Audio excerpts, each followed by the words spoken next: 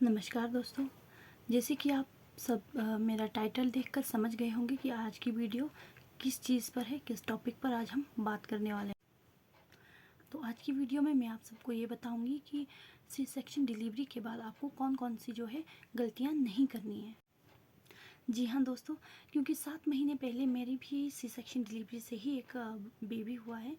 तो आज मैं आपको बताऊंगी कि सी सेक्शन डिलीवरी के बाद मैंने कौन कौन सी गलतियां की और आपको कौन कौन सी ये गलतियां दोहरानी नहीं है। और मैं चाहूँगी कि आप जो गलती मैंने की वो गलतियाँ आप ना दोहराएं। इसीलिए आज हम जो है इस वीडियो में यही डिस्कशन करेंगे, यही इसी टॉपिक पर बात करेंगे कि सी सेक्शन डिलीवरी के बाद ये कौन सी ज़रूरी कुछ बातें होती हैं जो कि जिनका ध्यान रखना बहुत ज़रूरी होता है एक मदर के लिए, अपने बेबी के लिए। हर चीज़ का जो है ध्यान रखना बहुत ज़रूरी होता है, इसलिए आज हम इस टॉपिक पर बात करें। तो आइए अब हम बढ़ते हैं अपने टॉपिक की तरफ। देखिए, डिलीवरी के बाद जैसे ही बेबी पैदा होता है तो उसके थोड़े टाइम के बाद ही आधे 1 घंटे के बाद डॉक्टर क्या कहते हैं सीधे ही कि आप बेबी को फीड करवाना शुरू करो। जैसे लेकिन सी सेक्शन में क्या होता है कि आप 1 डेढ़ दिन तक, 1.5 2 दिन तक आप क्या है बेबी को दूध पिलाने की कंडीशन में बिल्कुल नहीं होती, क्योंकि आपको क्या है ग्लूकोज लगे होते हैं, इंजेक्शनें लग रही होती है और एनेस्थीसिया का असर ऐसा होता है कि आप को होश आने के बाद भी ज़्यादा जो है एनेस्थीसिया का असर जो है वो एकदम से नहीं उतरता है, वो धीरे धीरे करके फिर धीरे धीरे जाता है। तो लगभग 1.5 से 2 दिन तक आपकी कंडीशन बिल्कुल नहीं रहती है कि आप बच्चे को फीड करवाओ। और तीसरे दिन, वैसे तो डॉक्टर दूसरे दिन ही कह देते हैं कि आप बच्चे को फीड करवा सकते हो, लेकिन मेरी कंडीशन बिल्कुल ऐसी नहीं थी, मैं बिल्कुल फीड नहीं करवा पा रही थी।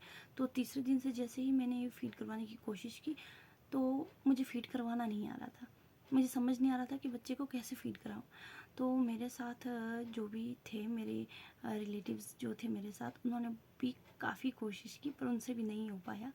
क्योंकि ऐसा होता है ना कि जिनके पहले बच्चे हो हैं तो उनको क्या होता है, एक्सपीरियंस होता है। ऊपर से मेरा बच्चा इतना ज़्यादा वीक और बहुत छोटा सा था, तो समझ नहीं आ रहा था उसे पकड़ूं कैसे। पहली बात, मुझे पकड़ना नहीं आ रहा था, समझ नहीं आ रहा था बेबी को कैसे पकड़ूं, उसे कैसे फीड करवाऊं। तो क्या है कि वहाँ जो नर्स थे मैंने उनकी हेल्प ली और मैं लगभग 8 दिन तक हॉस्पिटल में एडमिट रही।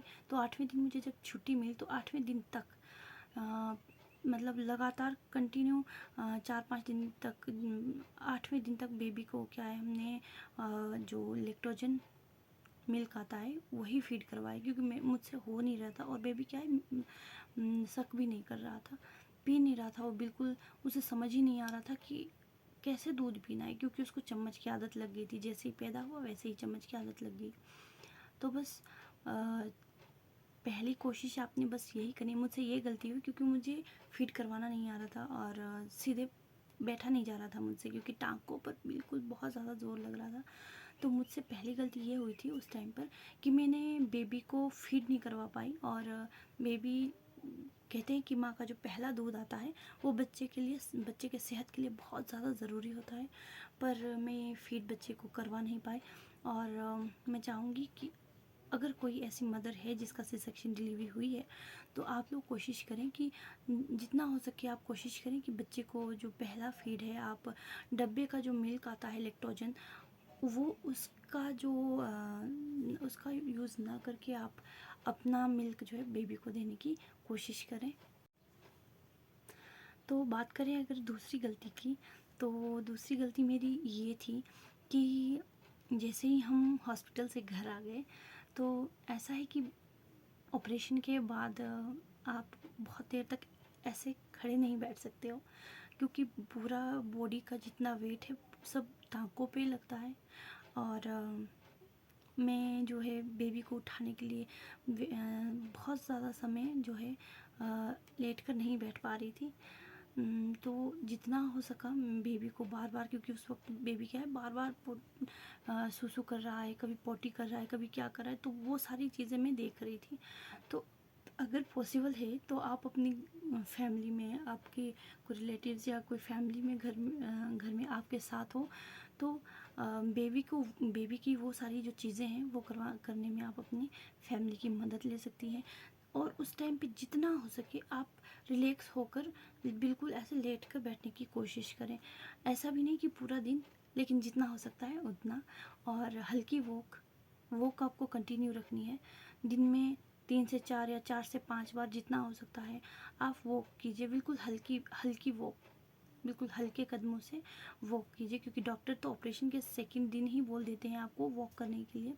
लेकिन मेरे साथ ऐसा था कि एक तो डिलीवरी से पहले प्रेगनेंसी टाइम पर मुझे इतनी ज़्यादा सूजन आ गई थी, मेरी पूरी बॉडी में ऐसी स्वेलिंग आ गई थी, मुझे समझ नहीं आ रहा था। और मुझे लगा कि उस टाइम पर मुझे तो यही लगा कि शायद जो डिलीवरी से पहले जो प्रेगनेंसी का ये जो पीरियड है शायद ऐसा होता होगा, क्योंकि मेरे साथ मैं स्टडी कर रही थी। तो ऐसे में मैं भुंतर में जो अपने मायके में बैठी हुई थी, तो वहाँ पर मम्मी वगैरह कोई नहीं थे, वो तो लाहौर में थे। तो उस टाइम पर मेरे साथ कोई नहीं था और मुझे लगा कि ऐसी स्वेलिंग होती होगी, आती होगी। और मेरे यहाँ पूरे बाजुओं में, पूरे टांगों में, हर जगह जहाँ भी मैं अगर ऐसे छूती थी तो इतने गड्ढे बन जाते थे, बहुत ज़्यादा स्वेलिंग मेरी बॉडी में आ गई थी। और समझ नहीं आ रहा था कि क्या करूं। डॉक्टर ने तो वैसे उस टाइम पर जब आपकी बॉडी में स्वेलिंग आ रही होती तो डॉक्टर सबसे पहले आपको नमक खाने के लिए मना करते हैं। तो मैंने भी जब डॉक्टर से बात की तो उन्होंने मुझे कहा नमक कम खाओ। और जब मैंने उनसे कहा कि मैं तो मतलब ऐसे स्वेलिंग किस वजह से आई होगी, मैं तो प्रॉपरली चलती हूँ, सब कुछ है वैसे, तो उन्होंने मुझे कहा कि रिलैक्स होके रेस्ट करने का टाइम आपको नहीं मिल पाता होगा अगर आप स्टडी कर रहे होंगे।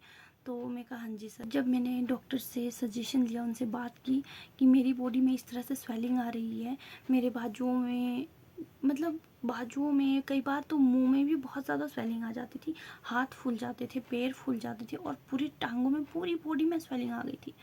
तो जब मैंने डॉक्टर से बात की, मुझे तो वैसे इतना ज़्यादा मतलब आप जब प्रेगनेंसी में होते तो आपको पता नहीं लगता है कि आपकी बॉडी में हो क्या रहा है।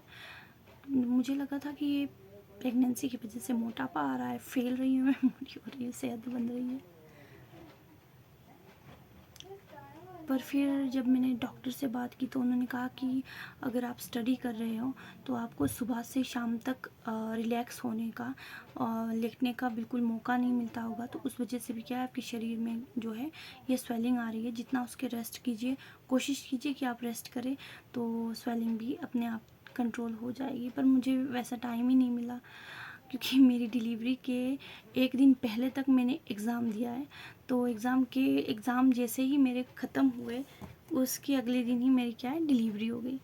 तो प्रेगनेंसी टाइम पर आपने उस चीज़ का ध्यान रखना है। और प्रेगनेंसी के बाद अब बात करते हैं उस प्रॉब्लम की तरफ जिसकी हम बात कर रहे थे। तो क्या हुआ कि प्रेगनेंसी के बाद भी वज़न तो एकदम से नहीं घट सकता, तो मेरा जो है वेट बहुत ज़्यादा हो गया था। प्रेगनेंसी टाइम पर ही 84 मेरा वेट पहुंच गया था। और उसके बाद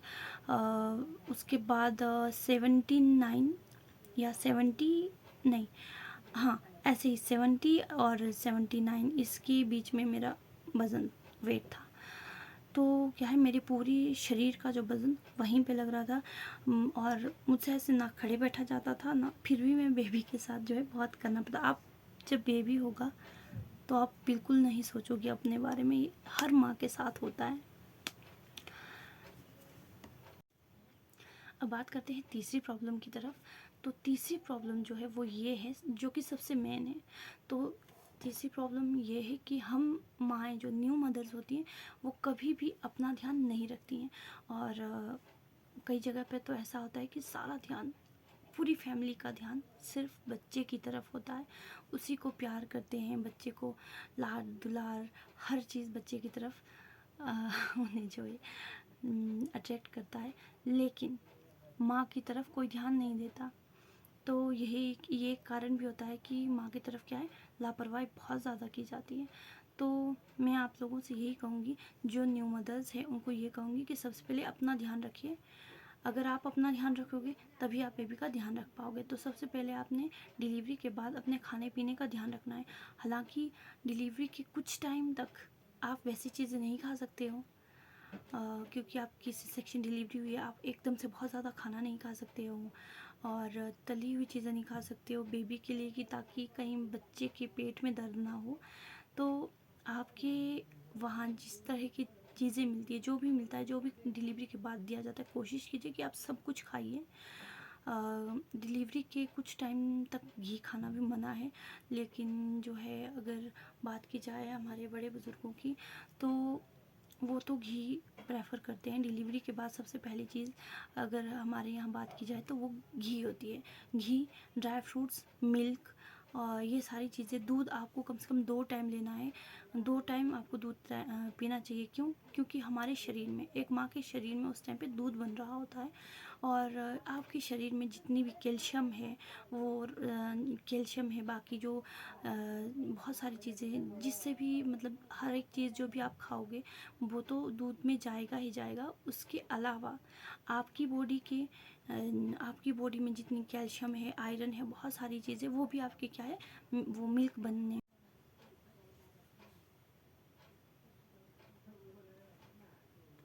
तो डिलीवरी के बाद आपको कोई भी प्रॉब्लम आती है, चाहे वो बच्चे से रिलेटेड हो या खुद से, सबसे पहले आपने जो है हॉस्पिटल जाकर डॉक्टर से कंसल्ट करना है। क्योंकि इस टाइम पर ऐसा होता है कि अगर हम घर में उपचार करने लग जाते हैं तो वो चीज़ उल्टी भी हो सकती है। जैसे मुझे लगा था, बहुत टाइम बीत चुका है उस बात को, मुझे लगा था कि मेरे जो सी सेक्शन एरिया है, काफ़ी बार मुझे जो है दर्द होता है और अभी भी होता है।